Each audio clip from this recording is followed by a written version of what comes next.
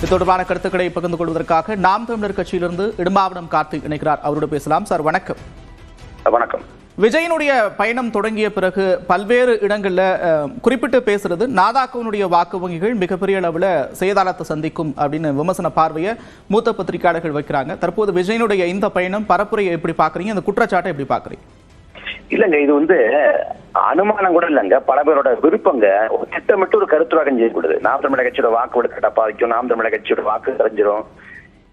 இதாவது கூட்டமெல்லாம் வாக்காக மாறும்னு எப்படி முதல்ல முடிவுக்கு வர்றாங்கன்னு எனக்கு தெரியல. ஏன்னா விஜய் கட்சி தொடங்கி வர்றதுனால அந்த கூட்டம் வரல. விஜய் கட்சி தொடங்காம நாகப்பட்டினத்துக்கோ, திருச்சிக்கோ, மதுரைக்கோ, கோயம்புத்தூருக்கோ எங்க போனாலும் இதே போல வாகனத்துல வந்தா கூட்டம் கூடும்.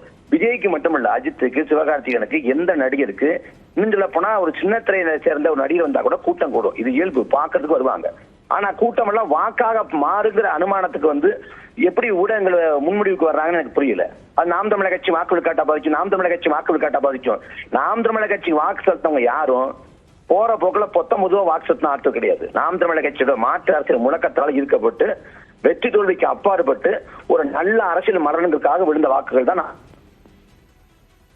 2010 கட்சி தொடங்கப்பட்டு 16ல முதல் முறையா போட்டி போகும். 16ல நாங்க வெற்றி பெறல, 19ல வெற்றி பெறல, 21ல வெற்றி பெறல, 24ல வெற்றி பெறல, 4 பொது தேர்தல அங்க வெற்றி பெறல.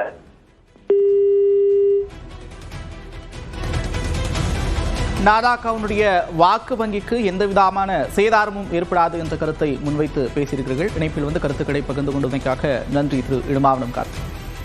தாவேக தலைவர் விஜய் நாகப்பட்டினத்தில் தன்னுடைய பரப்புரையை மேற்கொண்ட காட்சிகளை பார்த்தோம். பல்வேறு விஷயங்களை குறிப்பிட்டு பேசியிருக்கிறார். மீனவர் பிரச்சனை தொடர்பாக பல்வேறு கேள்விகளை எழுப்பியிருக்கிறார். ஒவ்வொரு ஊராக, ஒவ்வொரு மாவட்டமாக மக்கள் சந்திப்பை நடத்தி வரக்கூடிய விஜய் அந்த மாவட்டத்திற்கு கூடிய பிரச்சனைகள் குறித்து பட்டியலிட்டு சொல்லக்கூடிய காட்சிகளையும் பார்க்கிறோம். விரால் பண்ணையை முறைப்படுத்த வேண்டும், அதை செய்தார்களா? மீனவர் தொடர்பான தொழிற்சாலைகள் நாகப்பட்டினத்தில் அமைக்கப்பட்டிருக்க வேண்டும், அதை செய்தார்களா? மீனவ சார்ந்த பல்கலைக்கழகம் அல்லது கல்லூரி அமைக்கப்பட்டிருக்க வேண்டும், அதை செய்தார்களா? இப்படி பல்வேறு கேள்விகளை அவர் முன்வைத்து பேசியிருந்தார். அதே போல முதலீட்டாளர்கள் மாநாடு தொடர்பாகவும் விமர்சனத்தை முன்வைத்து பேசியிருந்தார். வெளிநாட்டிற்கு இருந்து முதலீடுகள் ஈர்க்கப்படுகிறதா அல்லது வெளிநாட்டில் முதலீடு செய்கிறீர்களா என்ற ஒரு கேள்வியும் அவர் கேட்டிருந்தார். தொடர்ந்து இணைக்கிறார் இடும்பாவனம் கார்த்திக். கார்த்திக், நீங்க தொடரலாம். நான் பேசிக்கிட்டு தான் எதோட துணிக்க பிடிச்சேன்னு தெரியல. இது என்னன்னா, திட்டமிட்டு நாம் தமிழக கட்சியோட வாக்குகள் போயிடும், நாம் தமிழக கட்சியோட வாக்கு சேதாரம் ஆயிடும் அப்படின்னு ஒரு கருத்துருவாக்கம் திட்டமிட்டு செய்யப்படுறது தொடர்ச்சியா செய்யறாங்க பல பேர். நான் தெளிவா சொல்றேன், 2026 தேர்தல் முடிவுகளுக்கு பிறகு பாருங்க, இந்த தேர்தல் முடிவுகள் யாருக்கு சேதாரம்னா விஜய்க்கு தான் பெரிய சேதாரமா இருக்கும். ஏன்னா அவர் வெறுமனே வெற்றிங்கிற ஒன்ன நோக்கி தான் வர்றாரு. ஆனா அவர்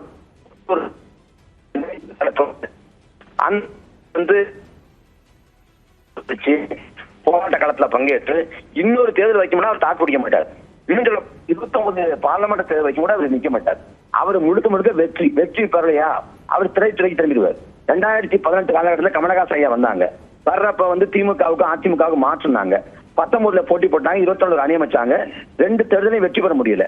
அதுக்கு பிறகு இன்னைக்கு கட்சியே பெருசா ஒண்ணும் இல்லாம அவர் திரைத்துறைக்கு திரும்பிட்டார். அதே போல ஒரு பாணியத்தான் விஜயும் கடைபிடிப்பார். இதுல கூட்டம் கூடுதுன்னா கட்டாயம் கூட்டம் வரும். கமலஹாசன் கூட்டம் வந்துச்சு, கடந்த காலத்துல சரத்குமார் ராதிகாவும் போனப்ப கூட்டம் வந்துச்சு, வடிவேலு போனப்ப கூட்டம் வந்துச்சு. கூட்டம் வரும். கூட்டம் எல்லாம் வாக்காக மாறாது. அதனால கூட்டத்தை வச்சே வாக்காக மாறிடும், பெரிய சேதாரம் ஆயிடும். அதெல்லாம் ஒரு முன்முடிவுங்க. அதெல்லாம் ஒரு முன்முடிவு. இந்திய சூழல்ல திரைத்துறையை சேர்ந்த யார் வீதிக்கு போனாலும் கூட்டம் வரும். இது இயல்பு.